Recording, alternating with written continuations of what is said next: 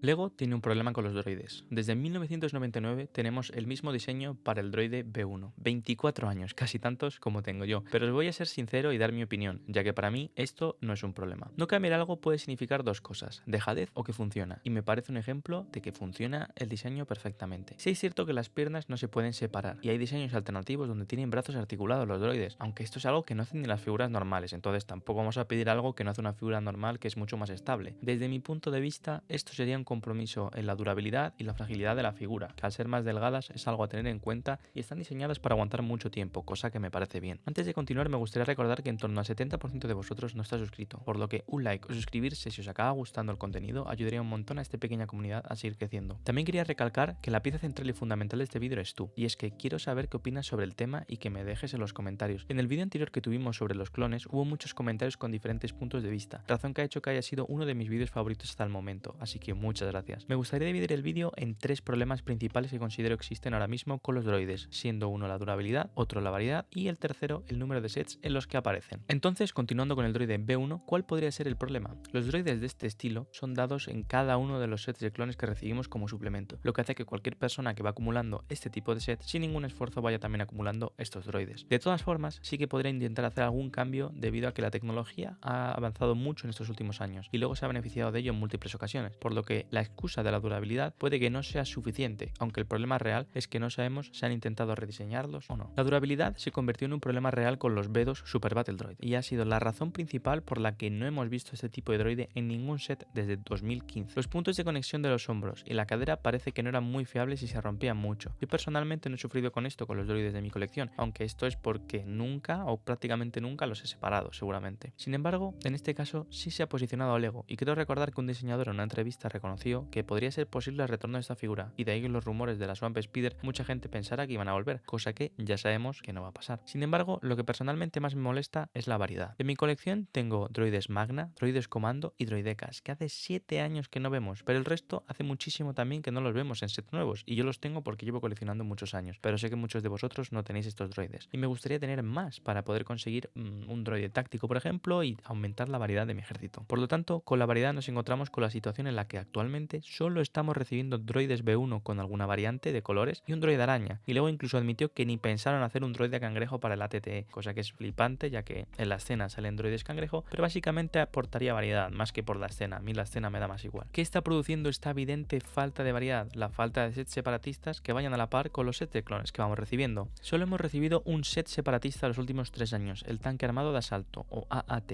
y pese a que la calidad de esta nave puede que haya gente que argumentara que era mejor la del pasado, y coincido, las minifiguras estaban bastante bien. Tenemos muchos clones y eso está súper guay, pero desde un punto de vista jugable o para hacer tus propias construcciones o mocks, ahora que yo he introducido el tema en el canal, si los droides no tienen con qué defenderse o solo tienen un tanque, no hay mucho con lo que trabajar. Lego no hace un droid araña de los grandes desde 2016. El último Hellfire Droid con Super Battle Droides fue en 2015 y no tenemos un tanque desde aquel que salió en 2013 sin contar el AAT, aquel tanque con Boba Fett que tiene como la oruga que pasa por el centro. 10 pedazos de años, que se dice pronto. El último MTT lo tuvimos en 2014 y creo que es en estas últimas fechas donde vemos el mayor problema que tiene Lego con los droides, y cuando digo en estas fechas me refiero al tiempo que ha pasado desde que han salido estos sets. Desde estos años han salido muchos nuevos moldes y piezas que han ido mejorando las construcciones de Lego, y todo esto podría trasladarse a estos sets de Lego que están pidiendo a gritos una reedición, y sobre todo con estas nuevas piezas como hemos comentado. La solución más sencilla para mí sería la reedición del Battle Pack de droides, donde nos incluya unos cuantos droides B1 pero con diferentes colores, tal vez un piloto, un comandante, 4 regulares, junto con droides B2 con este nuevo diseño que no se rompa. Podríamos tener 2, 3